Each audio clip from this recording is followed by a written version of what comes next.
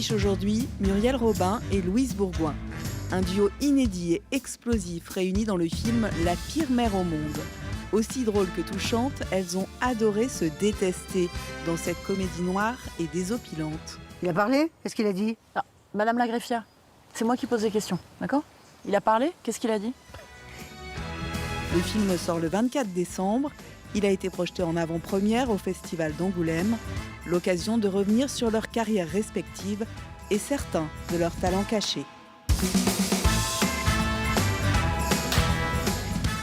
Bonjour à toutes les deux. Bonjour. Vous venez défendre un film vraiment très réussi, présenté ici au Festival francophone du film d'Angoulême. En 2 mots, vous êtes mère et fille, vraiment très antagonistes, très en colère. C'est un peu un famille je vous hais, au début en tout cas, dans cette comédie noire.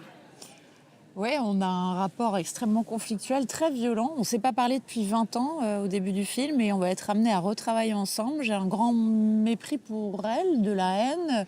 Elle aussi, tout en m'aimant. Enfin, c'est un truc que j'avais jamais lu dans un scénario, ces dialogues corrosifs comme ça.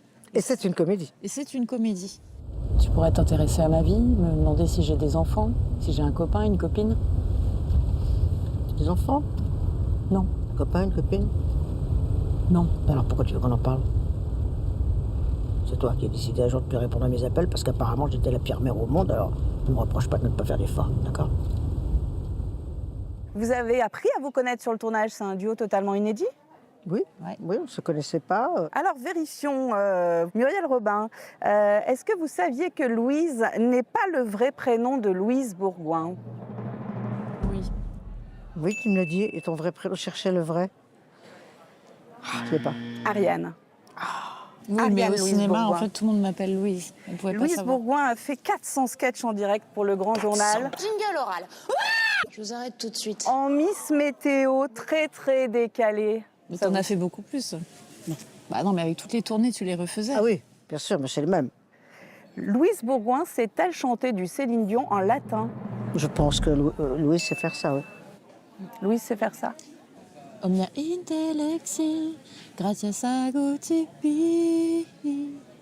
Iam sapiens videris, vitam novum colis. C'est une belle voix pour chanter. Mores insuetos, o fores marquidos, fugiti lut tempus, cum felices fuimus. Les profs de latin m'adorent. C'est eux qui m'arrêtent dans la rue. Oui, on étudie la chanson avec mes élèves. Ouais, c'est drôle. Je me souviens quand j'ai des textes en langue étrangère ou en latin, je m'en souviens tout le temps en fait. Ça part jamais. Son père était prof de biologie. Non, Oui. philo. Ah bon. Moi, je dis oui à tout. Mais putain, tu réponds. Je suis Je voulais l'aider, je crois que c'est un piège. Louise Muriel Robin a eu comme professeur le grand Michel Bouquet. Oui. Oui, au conservatoire pendant 3 Au ans. conservatoire. Muriel Robin a remporté un Emmy Award. Et elle a écrit un loser speech. Je suis capable de ça, moi, tu sais. Ouais, t'es très capable de ça. Bah oui, je suis capable. Yes, oui, j'ai eu. C'était en 2007. Ouais. Marie Bénard, Ah oui, l'empoisonneuse. ouais. Mais j'étais en plein burn-out, donc j'ai rien ressenti. J'ai écrit un discours comme perdante, parce que j'étais sûre de perdre. Bon, je vais quand même le lire. Ah, c'est très drôle. Et donc Les j'ai gens dit, je devaient être pense... hilar. j'avais De Niro devant, là, ils étaient pliés, les gens. Et je pense que celle qui a gagné a beaucoup de talent, etc., etc. Enfin, j'aimais beaucoup cette C'est scène. très malin. Enfin, Muriel Robin était fascinée par Liza Minnelli. Oui, et d'ailleurs, elle l'a rencontrée, etc. C'est une amie, C'est une amie. oui. So I do what I do. When I'm through, then I'm through. And I'm through. Toodaloo. Retour au film La pire mère au monde, vous interprétez 2 femmes fortes au cœur du système judiciaire. Déjà, ça fait extrêmement plaisir de voir des personnages féminins écrits de cette façon-là. Et vous, qu'en avez-vous Déjà, des pensé? personnages féminins qui ont 2 rôles principaux, qui sont effectivement de tous les plans, quoi. Et avec un univers très différent de ce qu'on a pu expérimenter toutes les deux.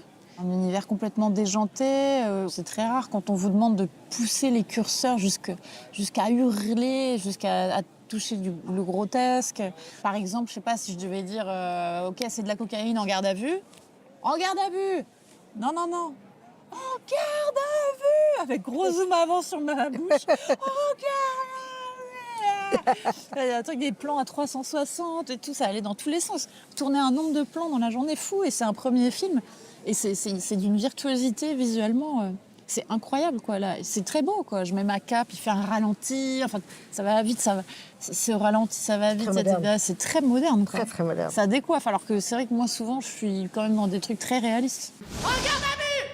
Je me croyais invincible, monsieur le procureur général. Ça va être très difficile de vous succéder. J'aimerais postuler. Tout le monde vous déteste. Si vous étiez parti dans une petite juridiction, vous auriez gagné le respect de tous les parquetiers. Nogent-le-Creux, pourquoi avez-vous refusé? Ma mère y travaille. Alors là, vous êtes détesté de tout le monde parce que vous êtes la meilleure dans ce que vous faites, dans votre profession. Je joue une surdouée, oui. Voilà, vous êtes surdouée, mais vous avez été programmée par votre mère pour être surdouée, parce qu'elle vous a menti pour faire de vous la femme que vous êtes devenue. Vous, Muriel Robin, vous êtes greffière, pas très honnête, et une mère qui a du mal à aimer. Oui, qui a du mal. C'est pas la priorité, en fait. Cette génération de femmes, de mères sacrifiées a existé. N'avaient accès à rien puisqu'elles étaient un peu sous tutelle des hommes encore. Et elles voulaient absolument autre chose pour leurs filles. Réussir, gagner de l'argent pour être libre et autonome. Et c'est une façon d'aimer. Je me souviens, ma maman, un jour, je lui ai dit... Je dis quand même, c'est pas de peau pour toi, parce que t'es pas très, très maternelle quand même, d'avoir 3 enfants, ça devait...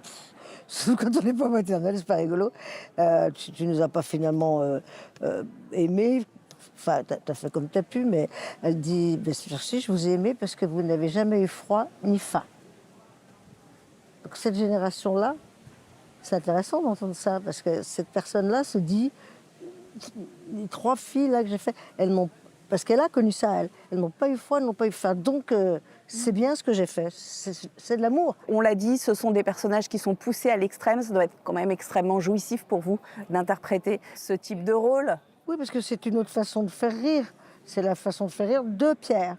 Il a sa vision, donc ça se joue sur telle tonalité. Et donc c'est un réglage permanent à faire. Et tac, à chaque fois, il se passe quelque chose. Donc déjà, ça, c'est un point fort pour un film. Parce qu'on les connaît, les films, quand même, où à un moment, on décroche. Ou alors, on a un ventre mou. Et puis, on se dit, ouais, le film était bien, mais il y a quand même 20 minutes où...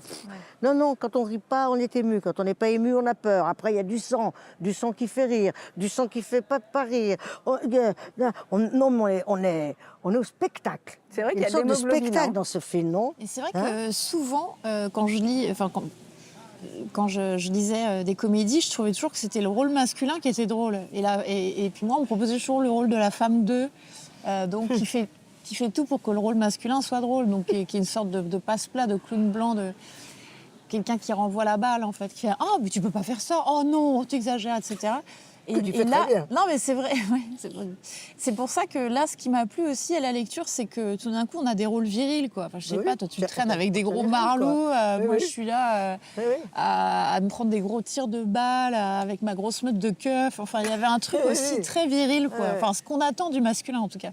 Le film est excellent. Et vous êtes loin d'être des passe-plats, de toute façon, par votre carrière. Pas des passe-plats, là. D'humoriste, vous l'avez très bien montré. Tu sais que Thomas, il a eu un accident de moto, un truc épouvantable. On l'a amputé de la jambe. Ouh, je suis allée le voir à l'hôpital, il n'arrêtait pas de bouger, ce Thomas. 2 secondes. Je vais demander à Jérôme, parce qu'il est très bricoleur, il est comme son père, il voit tout. Jérôme, c'est quelle jambe déjà qu'on lui a coupé à Thomas?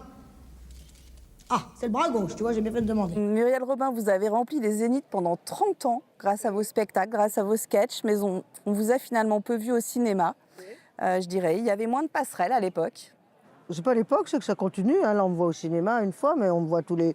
Comme j'ai fait 4 films en 40 ans, donc peut-être que la prochaine fois, la prochaine interview, ce sera dans 10 ans.